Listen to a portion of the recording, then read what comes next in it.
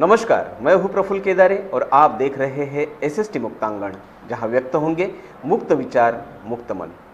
दोस्तों, न जाने वो परिंदे कैसे अपनी उड़ान भूल गए। अरे वो धरती तो क्या, वो तो आसमान भूल गए। मिल गई पक्की हवेलियां उन्हें, तो गांव के कच्चे मकान भूल गए। जी हाँ, इस प्रकृति ने हमें क्या क्या नहीं दिया, लेकिन हमने उन्नति के नाम पर उससे हमेशा कुछ ना कुछ छीनना चाहा है, जिसका खामियाजा आज हमें और आने वाले कई नस्लों को भुगतना पड़ रहा है। ग्लोबल वार्मिंग के इस ज़माने में हमें कितनी नैसर्गिक आपत्तियों का सामना करना पड़ रहा है। इसमें हमारी आयु घट रही है और न जाने कितनी बीमारियों का हमें सामना करना पड़ रहा है।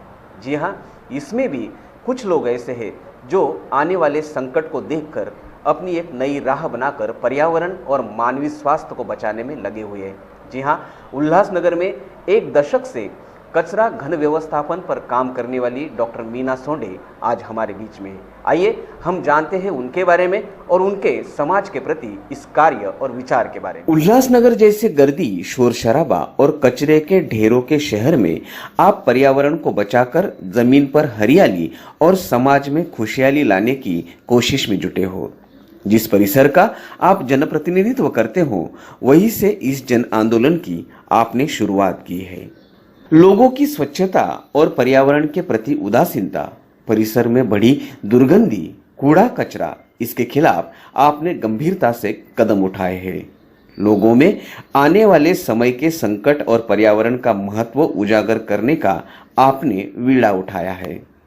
आपने सरकार या प्रशासन की मदद के बगैर अकेले ही यह शिवधनुष्य उठाकर पर्यावरण रक्षा की मुहिम की शुरुआत की है, जो आज समाज के लिए आदर्श और अनुकरणीय बन चुकी है।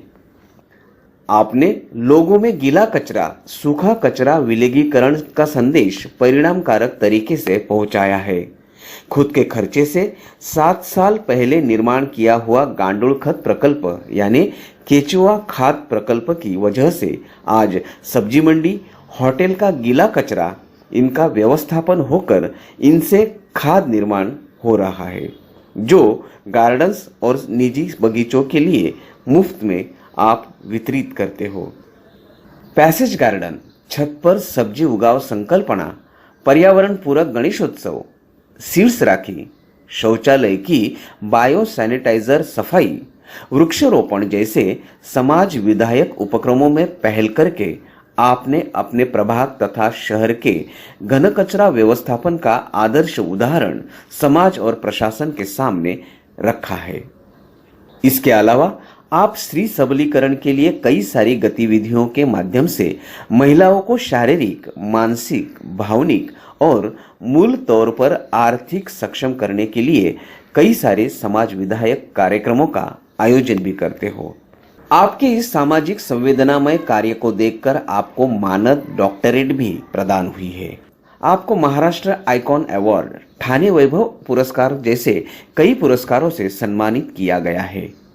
पर्यावरण एवं मानवीय स्वास्थ्य को बचाने के आपके इस लोकाभिमुख आंदोलन को एसएसटी मुक्तांगन का दिल से सलाम। जी हाँ, आज के एसएसटी मुक्तांगन के अतिथि वक्ता है डॉक्टर मीना जसवंती चंद्रगुप्त सोनी जी सोंडे। तो दोस्तों, हमने ये कार्यालेख देखा है डॉक्टर मीना सोंडे इनका। आइए हम और विस्तार से जानते हैं उनके इस कार्य के बारे में, उनके इस जन आंदोलन के बारे में। मीना जी, आपका बहुत बहुत स्वागत है हमारे एसएसटी मुक्तांगन में। वंदे मातरम दोस्तों। और सबसे पहले ये जो हम लोगों को स्टेज मिला है, प्लेटफॉर्म, ये फर्स्ट टाइम हमने महसूस किया है कि सच्ची में कार्य का जो स्प्रेड होना चाहिए वो बहुत ही अच्छी तरह से डॉक्टर पुरस्वानी जी की जो ट्राई है एसएसटी कॉलेज टीम के साथ में, सबसे पहले मैं उनका धन्यवाद करती हूँ। प्रफुल्ल सर, आपके साथ में बहुत ही अच्छा टाइम हमारा साथ में रहा है, तो ये बहुत ही अच्छा आपका स्टेप है। आपको शुभकामनाएं। मेरा पहला और सीधा सवाल जी, डॉक्टर मीना सोंडे नाम ही काफ़ी है जी। एक उल्लासनगर की महानगर पालिका में लोगों की आवाज़ बुलंद करने वाली एक आयर लेडी, जो राजनीतिक स्तर पर बहुत ही अपना नाम बना चुकी है, पर्यावरण के प्रति इतनी संवेदनशील कार्यकर्ता कैसे बन गई? जी, सबसे पहले तो मैं थैंक्स बोलूँगी डॉक्टर बवालकर जी का।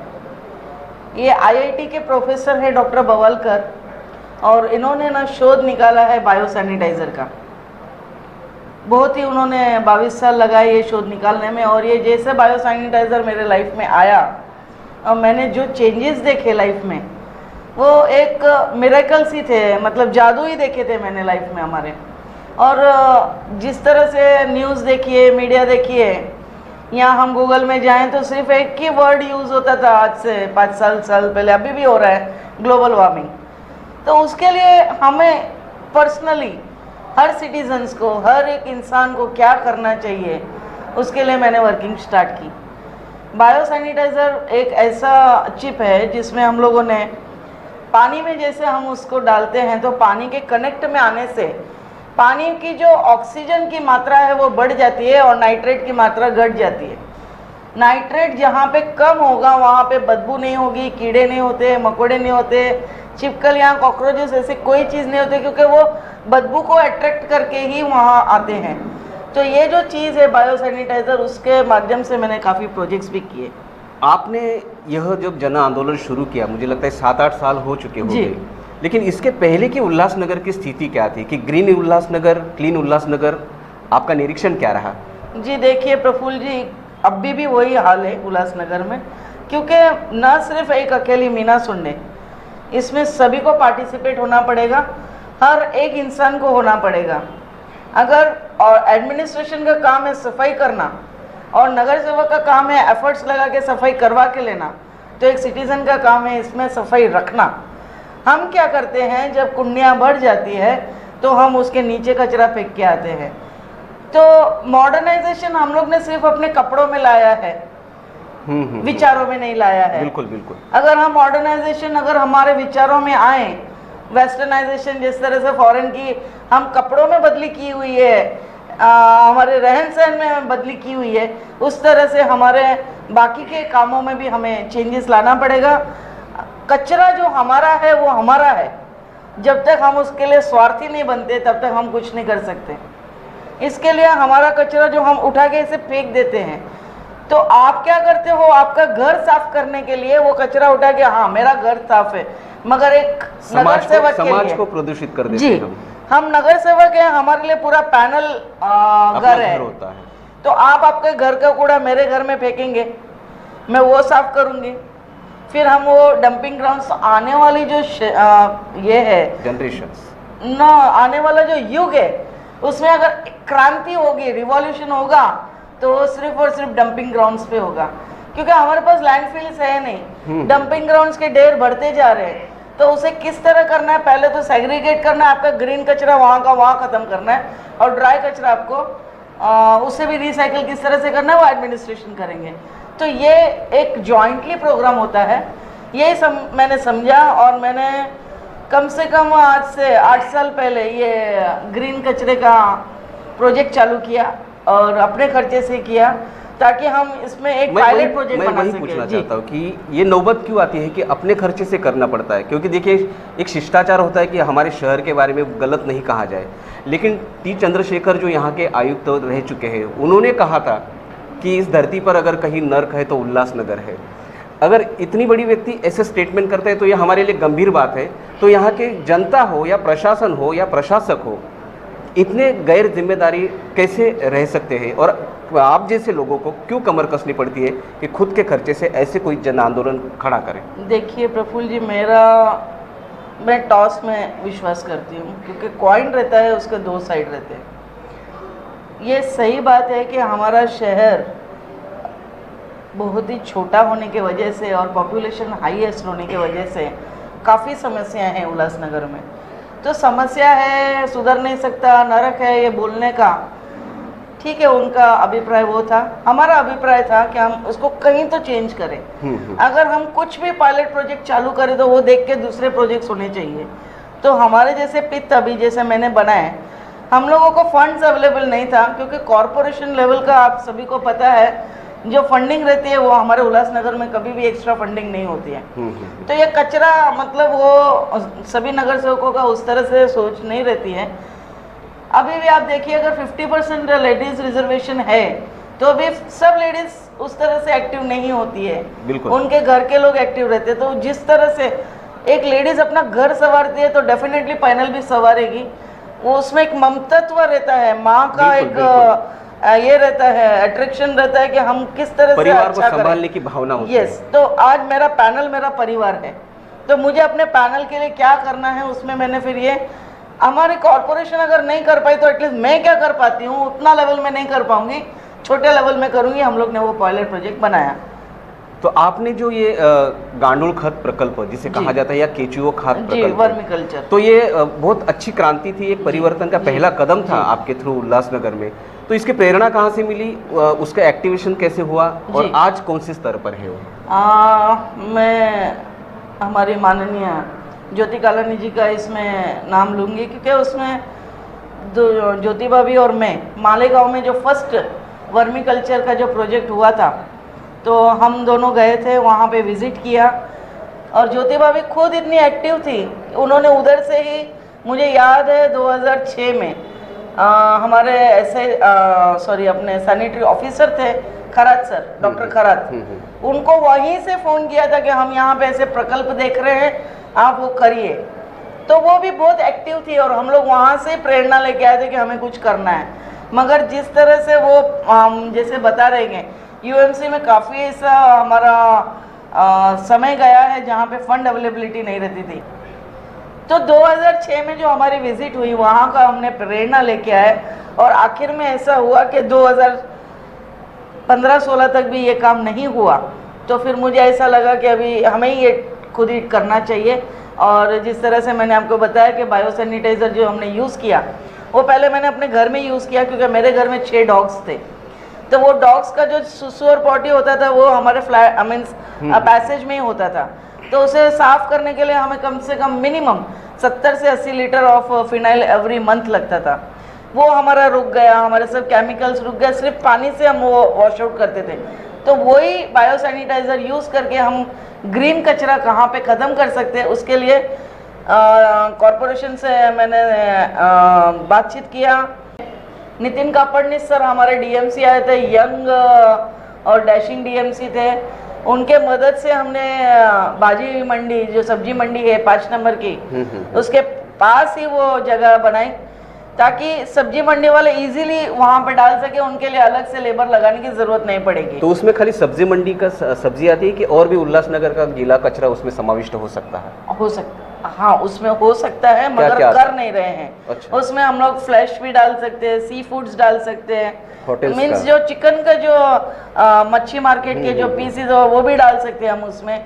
और क्योंकि ग्रीन वेस्ट के साथ में ये भी रिसाइकल हो सकता है। अच्छा, हम लोग जो बार्बर सैलून में जो कचरा होता है बालों का, नाखून का, वो भी सब हम रिसाइकल पिट में डाल सकते हैं। हमारी बहुत होटल इंडस्ट्री उसका बचा हुआ खाना भी उसमें जाता है। हम कैटरिंग का भी खाना, होटल इंडस्ट्रीज का खाना जो बचा हुआ लेफ्ट ओवर फूड है, बेकरी का जो रहता है कटा हुआ लेफ्ट ओवर्स, सब हम उसमें से डाल सकते हैं, cooked and non cooked also. तो वो क्या होता है, ग्रीन वेस्ट के साथ में ही कुक्ड भी हम अगर मिलाते हैं तो वो एक साथ में शफल हो जाता है सर। तो इससे निर्माण होने वाला खाद फिर उसका आप क्या करते हो? अभी तो हम लोग फ्री में ही देते हैं कि आके लेके जाइए, क्योंकि लोगों को अभी तक वर्मी कल्चर, क्योंकि हमारे यहाँ पे परिसर में कोई फार्मर नहीं है। अच्छा। हमारी जो शहर है वो इंडस्ट्रियल शहर है, तो लोगों को वर्मी कल्चर की नीड नहीं पड़ती है, इसलिए हम लोग घर घर में भी बोलते हैं कि आप लोगों को चाहिए आप लेके जाइए। वो अपने गार्डन्स में यूज कर सकते हैं, वो अपने छोटे छोटे पॉट्स में भी डाल सकते हैं। सेकंड थिंग, हमारे जो गार्डन्स है और जो हमने ट्री प्लांटेशन की है स्ट्रीट्स पे, उस पर भी हम वो डाल दें।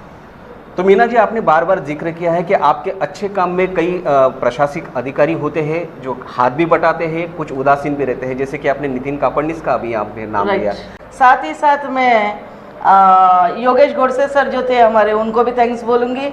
और ये जो प्रोजेक्ट जो घंटा गाड़ी और हम लोग ने स्टार्ट किए, उसके लिए हरीश इदनानी सर और मुकेश ऐलानी सर, इन्होंने ये जो मुझे प्रेरणा दी और मुझे कहा कि आप कर सकते हो, उसमें मुझे कॉन्फिडेंस आया और मैंने किया। सबको मेरा थैंक्स।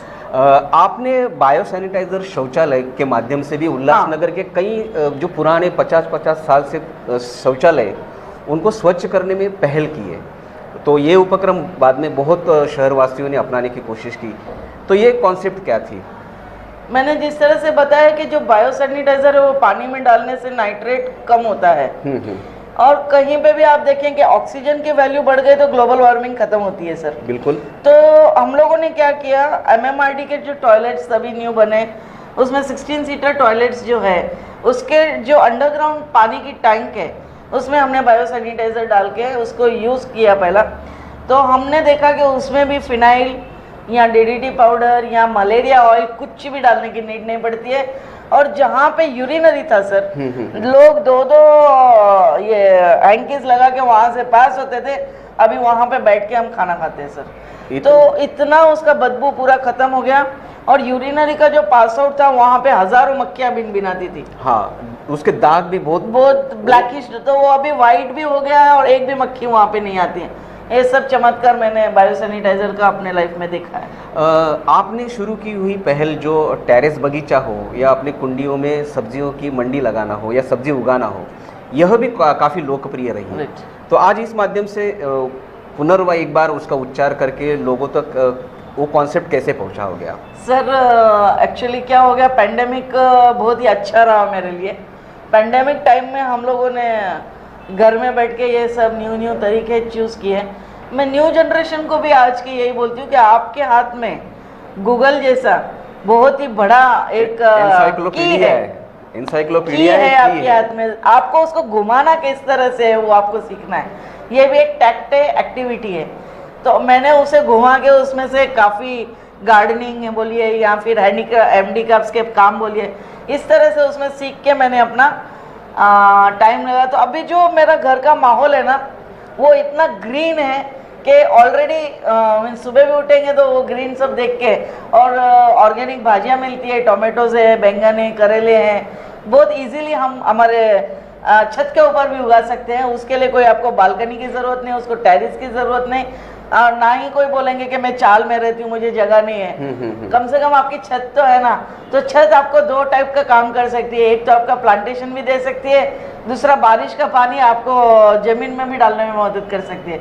तो रेन वाटर हार्वेस्टिंग और कचरे का, अगर ये दो प्रोजेक्ट भी आपने अपने अपने पर्सनली ध्यान दिए तो काफ़ी फर्क आ जाएगा शहर में। आप रेन वाटर हार्वेस्टिंग का आपने जिक्र किया, वो भी थोड़ी सी संकल्पना आप विस्तृत में हमारे दर्शकों के सामने पेश करेंगे, ऐसी मैं आपसे आशा रेन वाटर हार्वेस्टिंग जिस तरह से लोगों को बताया जाता है तो कन्फ्यूजन है। हम इजी वे में एक ही बात बता सकते हैं कि हम क्या करते हैं, पानी जमा करते हैं। जिस तरह से पानी जमा होता है डैम में, डैम से आप लोगों तक आता है, तो ये पानी धरती में जाना बहुत ज़रूरी है।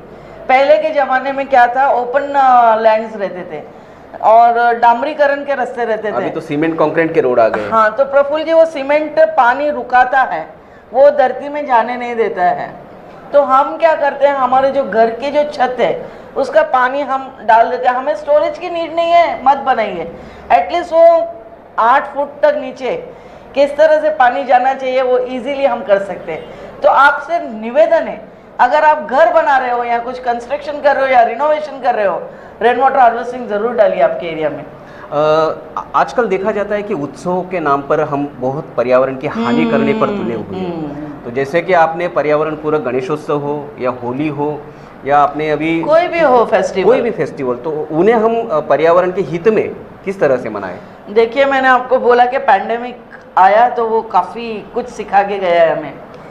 जिस तरह से हम देख सकते हैं कि हम जो फेस्टिवल्स है वो ताम झाम, बैंड बजाओ और पटाखे जलाओ, गुलाल उड़ाओ, उससे अगर कर सकते हैं तो उसके बगैर भी हम एंजॉय कर सकते हैं। फेस्टिवल्स एक यूनिटी के लिए होते हैं, ना कि पॉल्यूशन के लिए। बराबर। तो ये पैंडेमिक हमें इतनी अच्छी तरह से ये सब समझा के गया है। आज हम लोग शादियों में, मैं नगर सेवक हूँ, मेरी शादी में 5000 लोग आ सकते हैं, 2000, पैंडेमिक ने 200 आदमी लेके भी हम एंजॉय कर पा रहे हैं। अभी मेरे घर की फैमिली में शादी हुई है, वी हैव एंजॉयड, क्योंकि मैं वो 200 लोगों से अच्छी तरह से मिल सकी, एंजॉय कर सके और बहुत ही अच्छा से एंजॉय किया।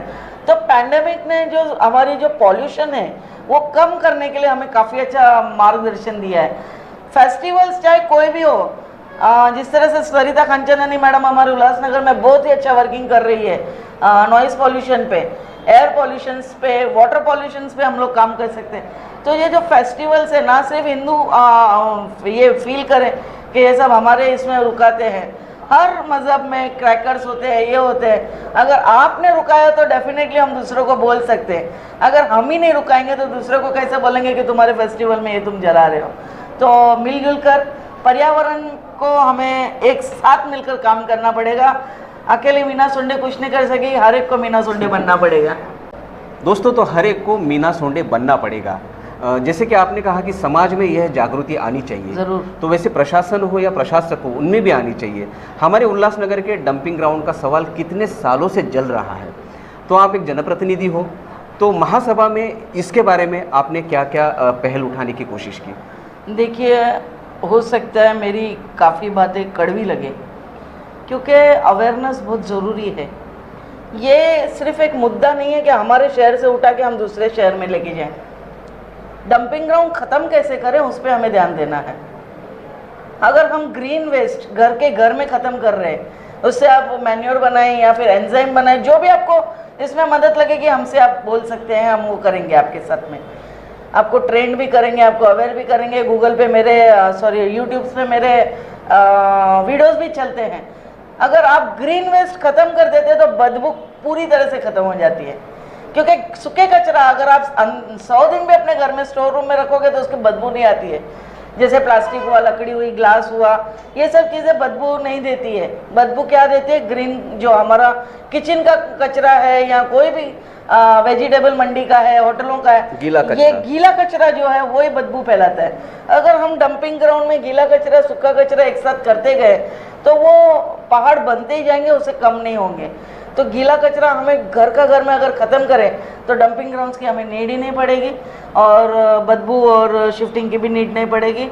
एक बात मैं आपको समझाऊं, अगर आप लोग इतना बोलते हैं कि उल्लासनगर से उसाटने जाएगा, अच्छी बात है, हमारे उल्लासनगर से जाएगा, मगर क्या आपको पता है हमारे उल्लासनगर की बजट इतनी लो है कि रोज़ उल्लासनगर से 16 से 22 किलोमीटर, 5 नंबर से 16 किलोमीटर है उसाटने और 1 नंबर से 22 किलोमीटर है। तो वो इतनी एवरीडे 350 टन कचरा मीन्स कितनी गाड़ियां आप भर भर के वहाँ भेजेंगे, तो उसका ट्रांसपोर्टिंग चार्जेस कैसे आप देंगे? ये सिर्फ और सिर्फ बाहर आपके टैक्स पे पड़ने वाला है। तो इसका ध्यान दीजिए।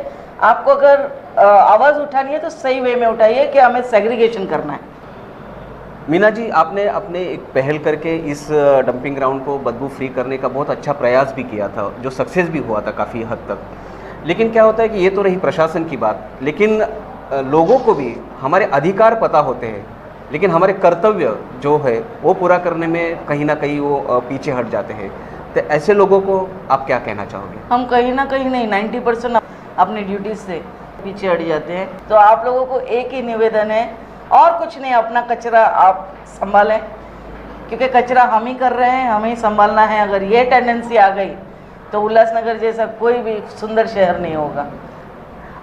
जैसे कि आपने कहा कि कचरा विलगीकरण हो या वर्गीकरण हो, आपने कई सारे प्रोग्राम्स, कई सारे उपक्रम, कई सारी मुहिम आपने चलाई है, तो उसमें एसएसटी महाविद्यालय के छात्र है या एसएसटी महाविद्यालय मैनेजमेंट है, आपके हर कदम में उन्होंने कदम मिला के साथ देने की कोशिश की है, तो उनके बारे में आपका अनुभव क्या रहा है? डॉक्टर पुरसवानी सर के लिए जितने भी वर्ड्स बोले उतने कम लगते हैं, क्योंकि उनके जैसा एक्टिव पर्सन मैंने देखा नहीं है, जिनको कुछ करने का, कुछ न्यू करने का और पब्लिक के लिए करने का जो उनकी मेंटलिटी है, तारीफ़ काबिल है। सैल्यूट है सर को। और उनके जो टीम है बच्चों की, उनको सर का सपोर्ट है, सर की टीम का सपोर्ट है, वो भी एक्टिव है। तो बच्चे हमेशा प्रोजेक्ट पे भी आते रहते हैं, कुछ सीखते हैं। तो साथ में हम लोग ये प्रोजेक्ट चलाते हैं हमेशा काफ़ी सालों से। तो और भी कुछ उपक्रम इनके साथ में चलने वाले हैं आपके? अभी ये प्लेटफॉर्म से मुझे और एक चीज़ सर के साथ में शेयर करनी है, रिक्वेस्ट करनी है कि सर काफ़ी ऐसे चीज़ें हैं जो आप कॉलेज के माध्यम से करते हैं, वो हमें शहर लेवल पे लाना है। जिस तरह से स्किल डेवलपमेंट है, और मेरा झुकाव जो विडो लेडीज़ हैं या ड्रॉपेट लेडीज़ हैं, उन्हें स्किल ट्रेनिंग देने में है। हम अनाज दे सकते हैं उन्हें महीना भर खाने के लिए, मगर स्किल ट्रेनिंग दिया तो हम रहे ना रहे उनकी घर चलता रहेगा। इसीलिए स्किल ट्रेनिंग का जो सर के पास जो काफ़ी प्रोजेक्ट्स है वो हम शहर वासियों के लिए करें, ना सिर्फ कॉलेज के लिए। तो वो मेरा रिक्वेस्ट रहेगा एसएसटी कॉलेज है ये मंच पे से कि प्लीज़ ये आप स्प्रेड करिए। मीना जी, आने वाले 11 फरवरी को आप हाफ सेंचुरी मार रहे हो तो 50 साल में अगर हम 40 साल भी अगर पीछे देखते हैं तो इतनी टेक्नोलॉजी हो या इतना मॉडर्न ज़माना नहीं था, लेकिन उस ज़माने में भी आपने अपनी एक अलग छवि रखी हुई है। Right sir. लेकिन उस ज़माने की बच्चियाँ और आज के बच्चियाँ, तो आज की महिलाओं को अगर खुद को सक्षम करना है, स्वतंत्र अनुभव अपना लेना है, या इस समाज में एक सशक्त नारी करके अगर उन्हें बर्ताव करना है, तो क्या करना होगा? सबसे पहले अपने लिमिट्स और अपने कैरेक्टर पे ध्यान देना है। उसके बाद में आपको फ्रीडम है फुल तरह से, मगर वो फ्रीडम हमें किस तरह से यूज़ करनी है, उसका स्वैराचार नहीं होना चाहिए। जी। तो काफ़ी ऐसी चीज़ें हैं, ये टॉपिक पे हम अलग से बात कर सकते हैं क्योंकि इतना बड़ा टॉपिक है मेरे लिए ये। मैं बच्चों को सिर्फ एक ही बात बोलूँगी, पहले खुद का कैरियर बनाइए, बाकी सब बातें लाइफ में होती रहेगी। अगर आप खुद सक्षम है, सेल्फ डिपेंडेंट है और आपका कैरियर है, तो आपको ज़माना आपके साथ है। आप सेल्फ डिपेंड बनिए, डिपेंडेंट मत बनिए। आप स्वावलंबी बनिए, ज़माना आपके साथ है, मीना सोंडे आपके साथ है, एसएसटी महाविद्यालय आपके साथ है। आप ऐसे कुछ ना कुछ कुशल जो टेक्नोलॉजी है वो अपनाइए, एजुकेशनल आपके साथ में रहेगा। एजुकेशन के साथ में हमें स्किल डेवलपमेंट डेवलप की भी बहुत ज़रूरत है, क्योंकि अगर आपके पास हुनर होगा तो आपके पास सब होगा। अगर हमारे पास अगर किसी बात का हुनर है, तो मैं अगर नगर सेवक नहीं भी रही तो मैं कुछ भी दूसरा काम कर सकती हूँ। मैं अगर अकेली भी हुई तो खुद का खुद कमा के खुद को भी संभाल सकती हूँ और परिवार को भी।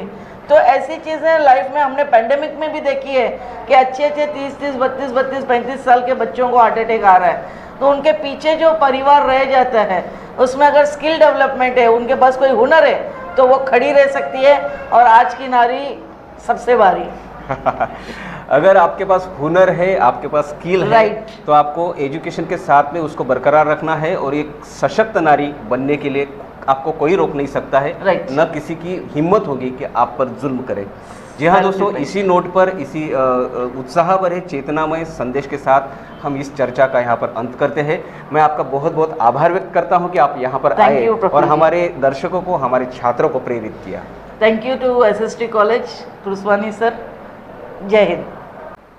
तो दोस्तों, डॉक्टर मीना सोंडे जैसे ऐसे कई लोग हैं जो समाज के उत्थान के लिए, उसके संरक्षण के लिए, उसके सम्मान के लिए काम कर रहे हैं। जी हाँ, हम आपको ऐसे ही लोगों से परिचित कराते रहेंगे। आप देखते रहिए एसएसटी मुक्तांगण।